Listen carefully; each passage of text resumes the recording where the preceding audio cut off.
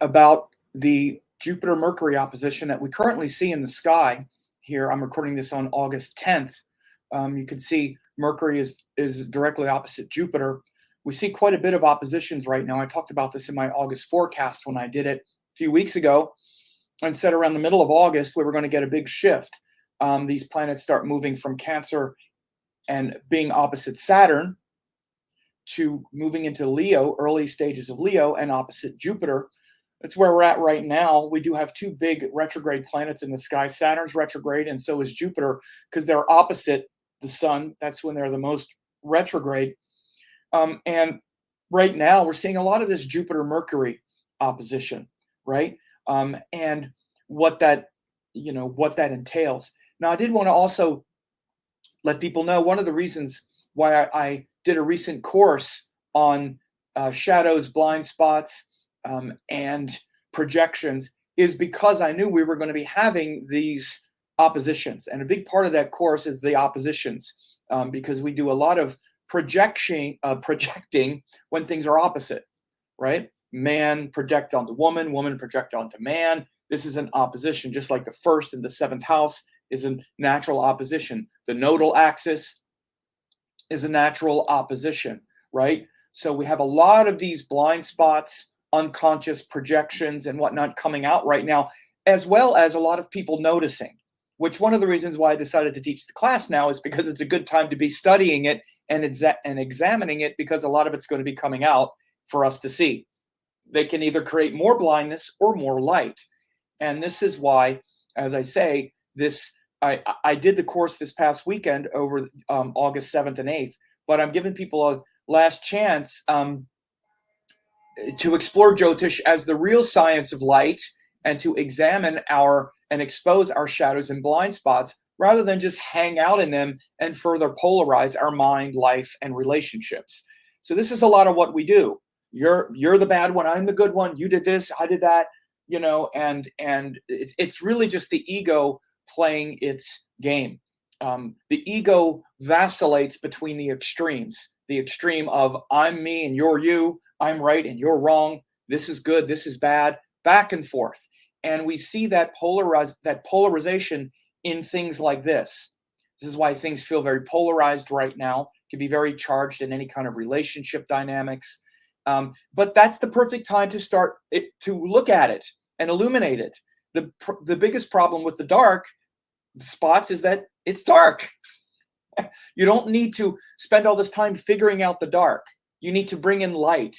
And one of the things we talk about in the course actually even is that whole concept of the ego as being this agency of polarity and of polarizing. And I even talk about Jung and Jungian archetypes and the narcissist empath kind of archetype and schism and polarity. But again, I guess I don't denigrate that, because there's a lot we can learn and benefit from with these Western psychological systems. They've really helped us, because there's not really a lot of that now in the older Indian. There's old Indian psychology, which is very useful, but this Western approach to illuminating the self and the other, the shadow and the whatnot, is very useful. But by the way, this stuff is now almost 100 years old as well, or getting close to that. So again, we need to integrate these now really with the Eastern and the Western models. And Jung himself was very Eastern. He wasn't Vedantic and all like that. But when we bring in those archetypes in a skillful way, and we bring light into the darkness, even into the darkness of the thing that's supposed to be bringing us light, like the empath narcissism is supposed to be light, but it's actually filled with projection, right? So when we bring Jyotir, or light, into that, and we bring in the precision and the methodology and the intellect of the West with the Dharma of the East, then we get something that is much less polarized and ignorant and fragmented, right? And so I have a link in this video for you to check it out and to really get educated about how astrology itself shows the blind spots, projections, and shadows from each of the planets. Every one of the planets has its own version. Also, certain placements in an astrology chart, like what we see here, this Jupiter, Mercury, Jupiter, Mars, Jupiter, Moon. I'm going to talk about that too. I'm actually going to get to that. That's the point as well. Sun, Saturn, These are oppositions that pull like a sort of tug of war. And so when you click on the link, you go here, you see these are screenshots from the class. This is screenshots from the manual. You see I have this manual worked out where we get in there, and I was joined by excellent teachers and assistants. Alex Clayman and Malini Iyer added a lot, as they always do, especially in the realm of relationships, and then also the lunar nodes. This is also from the manual, Planetary Blind Spot, Shadow, Narcissism, and we go through all of this. And these are some comments from the class, so you can check that out as well to hear what the people said who attended.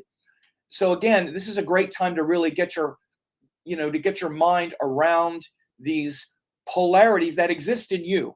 No matter what, you have a narcissism with the sun. At times you think, I'm the only one that matters, and I'm the most important being in the world. No matter what you think, you do.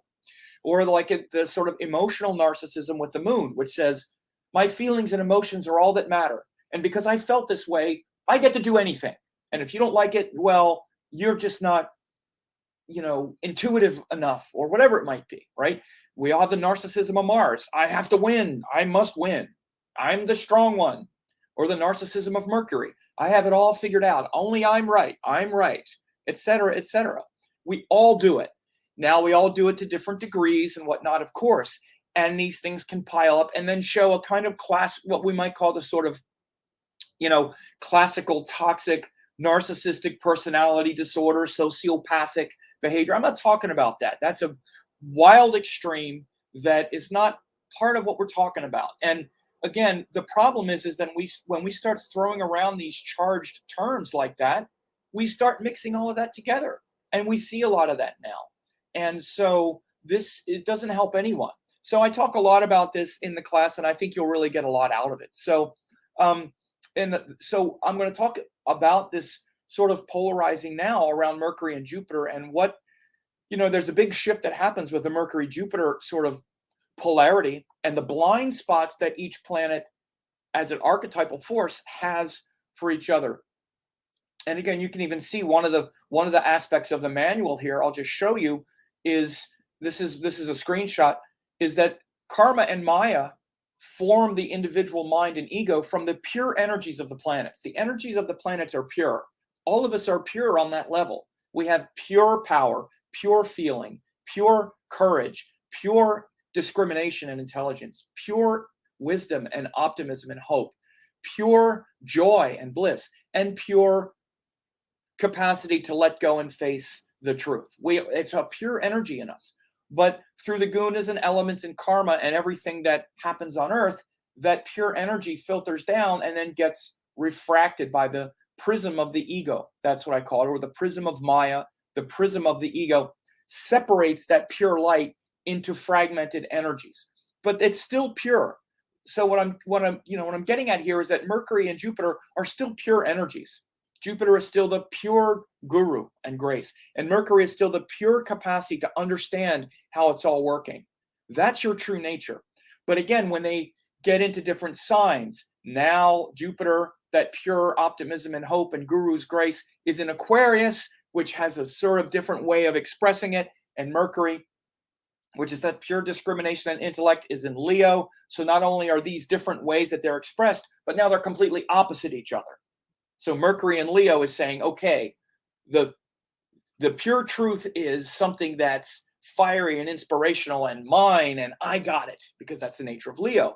And Jupiter is saying, well, but the highest inspiration and grace comes from the collective and things that are not individual and are not yours.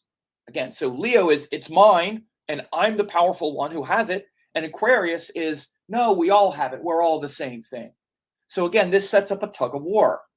And again, it's Mercury and Jupiter. So Mercury is the intellect now in Leo, saying, no, my ideas are the powerful ones. They're the ones that should lead everything and lead everyone. So that's Mercury, again, which is the intellect. And then Jupiter is, well, but the intellect is not everything. The intellect must be connected to a higher purpose. By the way, that's just the struggle between Jupiter and Mercury. Mercury says the details are important. Jupiter says the higher power is important. The higher picture is important. So that's always something that Mercury and Jupiter, parts of our mind, are jockeying over position to get.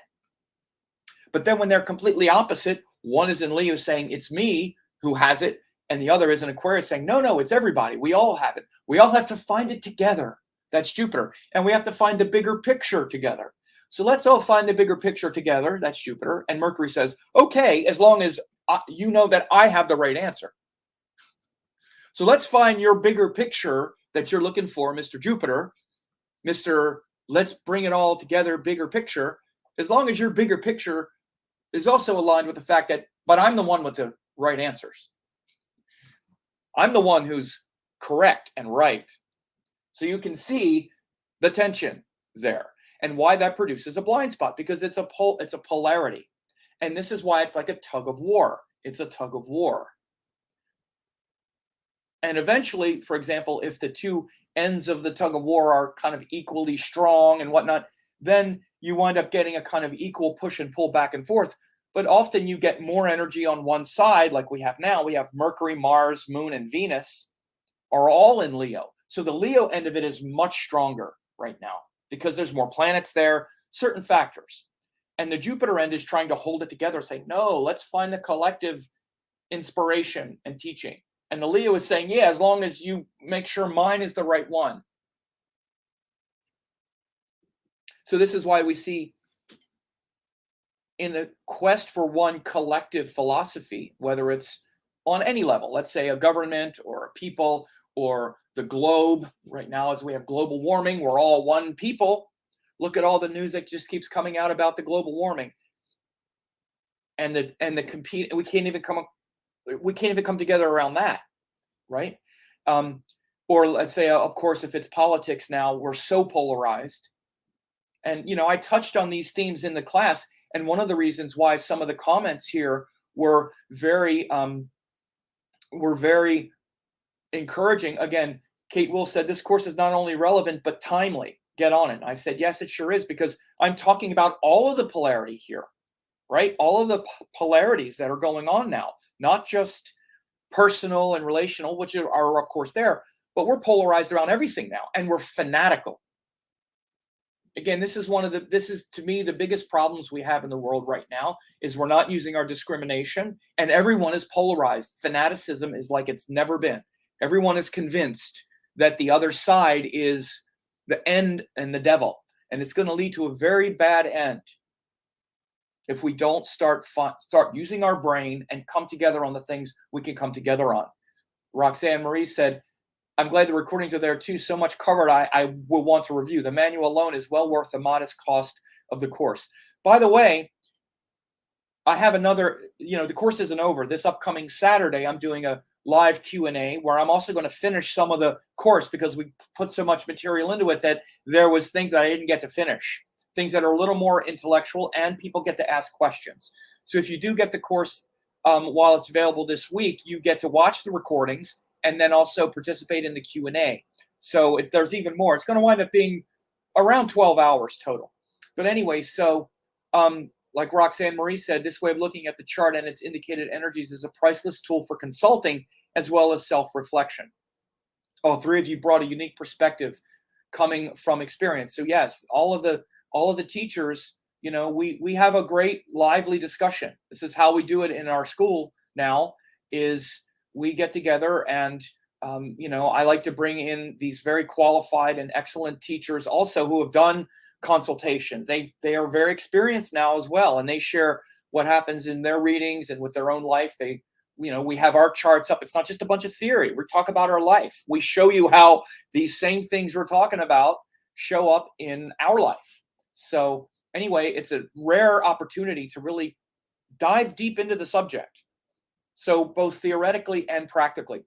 But again, we see these polarities right now so much. We just had the new moon that happened with the sun moon in Cancer and Saturn in Capricorn. So again, this big Capricorn Cancer polarity. Saturn is in Capricorn going, you need to face the hard realities, commit to them, and go deep. That's the nature of Saturn in Capricorn, right? And the sun moon in Cancer are saying, but I just want to feel good. I just want to connect and feel in alignment with everyone. This is a deep pull. There is no compromise here. Again, one of the things that we talked about and that I really nailed down in the course that people need to remember is these are all segregated energies. And again, not like it gets me angry when I hear it, but I hear astrologers when they don't really get it, they mix the energies together like, oh, Saturn sometimes really enjoys life. And, you just have to do this and Saturn will really enjoy life. No, Saturn is not enjoying life. Mars can be really nice sometime and very sensitive and kind. No, that's not Mars. Mars isn't sensitive and kind. He's sitting back looking for the thing to destroy. There's nothing sensitive and kind about it. It's ruthless. But you got to be ruthless toward the right thing. Saturn is not enjoying life. Now, Saturn brings a sensitivity.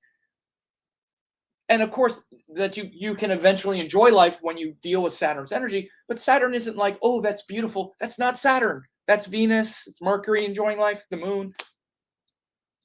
So these are very segregated energies. They're not mixing, even when they join. So again, we talk about all these things in great detail. Like this Saturn in Capricorn is like, no, this is the thing, particularly when he's really powerful over there. He's like, no, not only is it, do you need to concentrate and focus and commit, but right now I'm in the place where I'm going to make it happen. And then whether you want to do it or not right now, you're going to do it. And by the way, Saturn entered Capricorn right when COVID started last year. Immediately, Saturn goes into Capricorn and everybody's sent to their room. And it's been there the whole time. So the era of COVID started when Saturn went into Capricorn, right? So it's still there. And it's saying, okay, I know you're tired of it. I know you're tired of mass, tired of this, tired of that, tired of that. You know what? I don't care. We're still in it. You're still in it. And I know you emotionally tired of it. You just want to stop. You want to stop it. All the Cancer. Now we're in the Cancer cycle. Those planets just move through Cancer. Now the sun is there. We just had the new moon there. Look at how, the tantrums that have been happening the last month and a half over, the Delta variant, masks again. It's coming back again. We're tired of it. Saturn's like, so what? So what's going on? Now, again, you can say, oh, Sam, you're just believing mainstream media or whatever, or turn it into some polarized story. That's not what I'm saying. I'm not saying my views on it. I'm saying this is the energy, and that is the energy. On one side or another, you have half people saying, if these people would just get the shot, the other one would saying, oh, the ones getting the shot are just sheeple, brainwashed, it's not tested. We've all seen the stuff going on, all the polarizing, and Saturn is still sitting there going, I don't care, be polarized. We're still in it, and we're going to be in it for a while. And again, astrologers, I'll say like myself, said last year, we're going to be in this for a couple years, 2.5 years or so, while Saturn moves through Capricorn. I said it last year. I'm still saying it, and it ain't going to stop. I said we're going to be dealing with this at least until Saturn goes into Aquarius, and hopefully we're going to learn the lesson as Saturn's going through Capricorn. It's going to change our work, our money, all kinds of stuff. I said it last year, and it was obvious, right? So it hasn't changed. It's just we just keep seeing the variations on the theme. So again, right now there's so much. It seems like even more polarizing around these kinds of things because Saturn's in Capricorn and these planets just went through Cancer and we just had the new moon in Cancer. So again, all this polarizing is going on right now.